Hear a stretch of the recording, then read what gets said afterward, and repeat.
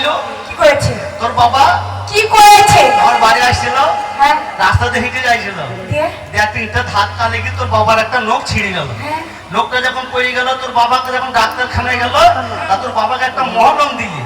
মহলম দিলে তখন বলছে যে এক কাজ করবেন, যে জায়গাটা লেগেছে সেই জায়গাটা গরম জল দিয়ে ধুয়ে মলম লাগাবেন। তা তোর বাবা কি করছে, দেখ পাইপ মলম লাগানো বাদ দিয়ে যে ইটটা লেগেছে সেই ইটটাকে ধুচ্ছি, সেই ইটটাতে মলম দিচ্ছে। তা তোর বাবার মতন ছোট লোক নাকি? তোর মতন বউ আমার ঘরে থাকলেও চলে, না থাকলেও চলে। কেন? আমি 50,000 টাকা পেয়ে নিয়েছি রে, হঠাৎ লটারি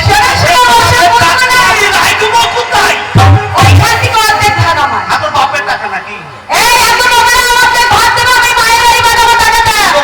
পয়সা দিব না, তুই কি কথা বলছিস?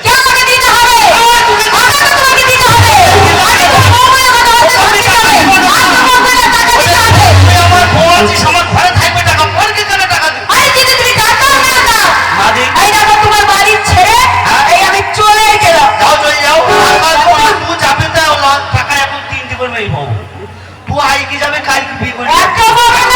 বলিস কি? যারা সরকারি চাকরি করছে তারা একটা মেয়ে পাচ্ছে না। কি না পাল্লা, তোর মতো কত মেয়ে আমার পেছনে যায় যায় চলে চলে যাচ্ছি। যা শালা সত্যি চলে যাচ্ছি গো। হ্যাঁ যা যা যা, ভালো চলে যাচ্ছি গো। তোর মতন ধেবড়ি আর দরকার নাই রে, ধেবড়ি শালা ধেবড়ি। ওই একটা যাবো 5টা বিয়ে করলি চলে আসবো, দেখবি যাবো না বিয়ে করলি চলে আসবো। তুই জল কেন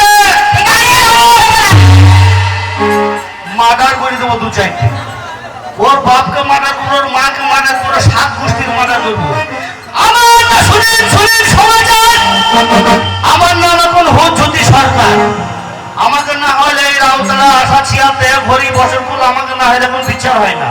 তার কারণে এই তো সেদিনকে সেই এই আনোয়ারের শাশুড়ি ধরা পড়েছিল, আনোয়ারের শাশুড়ি ধরা পড়েছিল, আমি বিচার করতে গেলাম।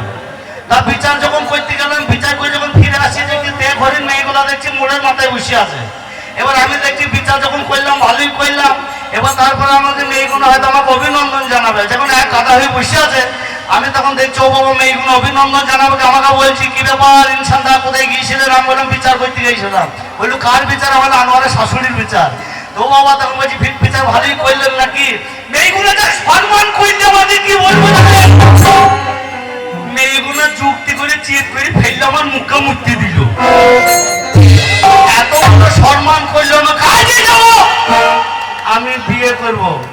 কোথায় বিয়ে করবো?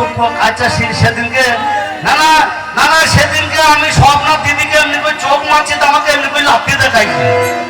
আন্নার মাকে এমনি করে চোখ মারছে, তো আমাকে এমনি করে লাফিয়ে দেখাইছে। আমি কি যে সেদিন বিয়ে করবো, আমি কলকাতায় যাবো, কোন নায়িকা বসে সাথে দেখবো, সেই নায়িকাদেরকে বিয়ে করবো। আচ্ছা আমি একটা ফোন করে জেনে নিই, মোবাইল হবে? ফোন নাই? স্ক্রিন টাচ বাটা কোম্পানি, ভালো মোবাইল গো। নাম্বারটা কত যেন?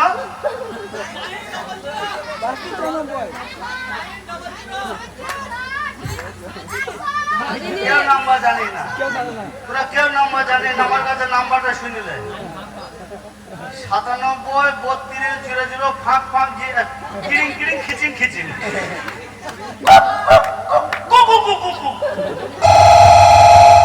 এখনো ফোন লাগেনি বকে না।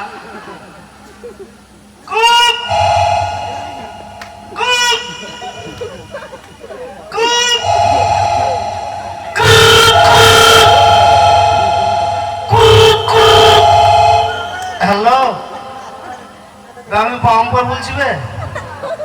কে? প্রসেনজিৎ, আপনি ভালো আছেন? ঋতুবর্ণাকে একবার দিস। হ্যাঁ কোথায়? হসপিটালে? কেন কেন? কমাস 9 মাস? কি হবে? বাচ্চা হবে? ফোন তো রাখ, মোবাইল দাও। বেশি পয়সা খরচা না, 1 টাকা 75 পয়সা খরচা করেছি। আমি নিজে কলকাতায় যাবো, কোন নায়িকা পয়সা দেবে সেই নায়িকাদেরকে বিয়ে করে লাগবো।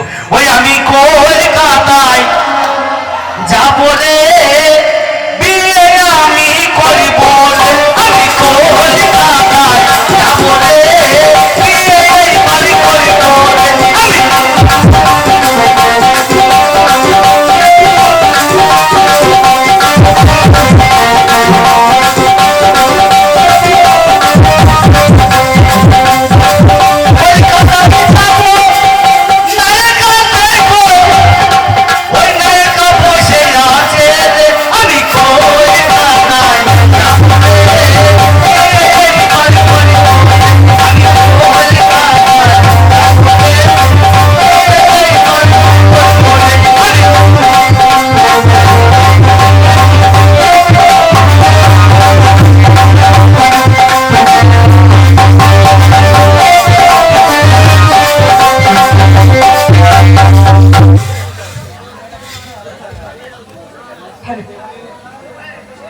কই রে দিদি, কোথায় গেলি, কোথায়?